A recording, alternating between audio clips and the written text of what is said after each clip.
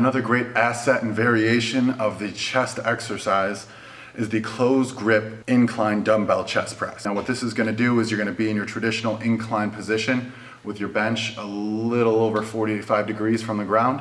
And once you're there, you get in, you have your dumbbells, and you hold them close together, and you're gonna start up top, and you're gonna wanna push all the way up, really squeeze those pecs together and focus on tearing those muscle fibers. That's gonna be the key here, is with the technique, and not only that, but visualizing and imagining those muscle fibers tearing as you go up. And once you get to the top of that peak extension, you're gonna wanna really squeeze at the end and then bring back down. You're gonna wanna go slow with this, because too fast and you're gonna have that tension move towards your shoulders and other parts of your body.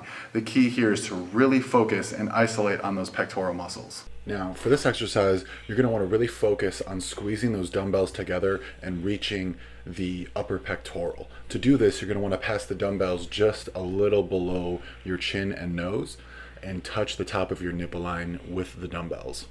Try not to let go of the tension on your pectorals either. You wanna have that continuous pressure and stress on those muscles to effectively tear those muscle fibers.